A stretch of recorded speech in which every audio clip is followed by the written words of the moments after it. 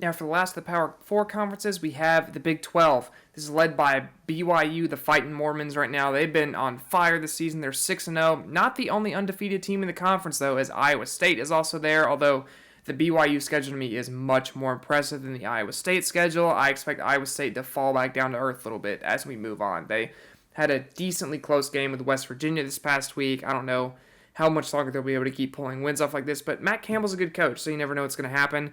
Then how about Texas Tech at 5-1 as well? I think this is a team that might find themselves ranked pretty soon if they don't stop winning, and they're the only team to beat Arizona State this year so far. Arizona State sits at 5-1, the one loss to the Texas Tech Red Raiders.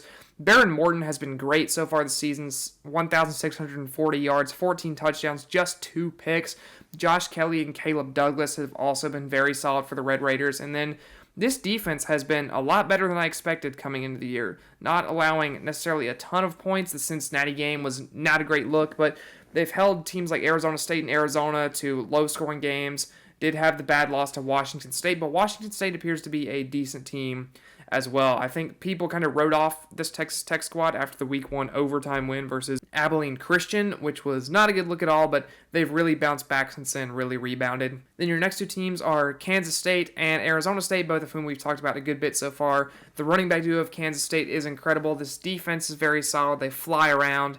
Then behind Arizona State, it's Cincinnati, who sits at 4-2 right now. I would expect them to fall down the order as the season continues. Then Colorado, West Virginia, I think are fairly similar teams, although Colorado's had a lot more of that flash. I think Colorado has a higher potential. I think West Virginia is also a solid football team that will probably win more games moving on. Garrett Green is a solid quarterback. We'll see how much he can do for West Virginia down the stretch.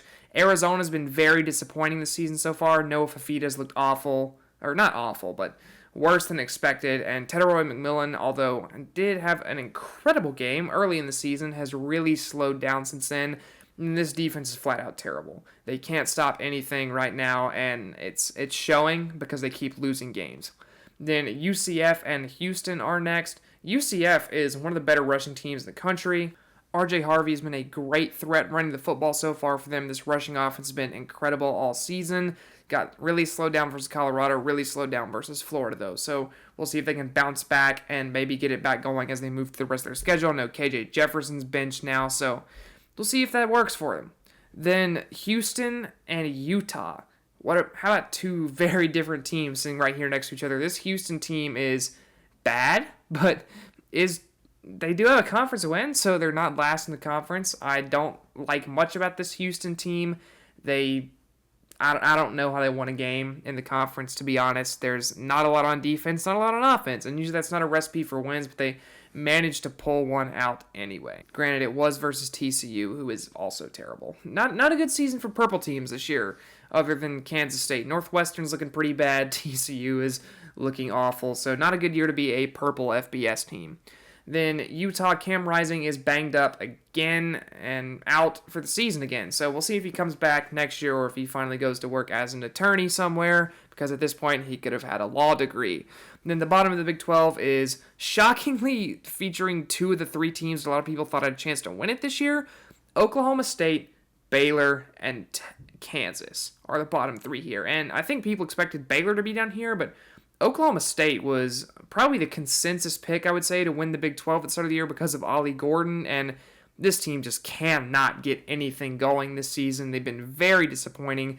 The defense has more holes in it than Swiss cheese. It's a bad season in Stillwater, and you wanted to run this conference with Oklahoma leaving. You want to say, well, fine, if we're not going to play us anymore, we're going to run the Big 12, and we're going to meet you in the playoff. And instead, they're 3-3 and 0-3 in the conference. So not a good look at all for the Pokes. Baylor, we mentioned it, they're just bad. And then Kansas, they're 1-5. Regular Kansas is back, despite a lot of talent on this team.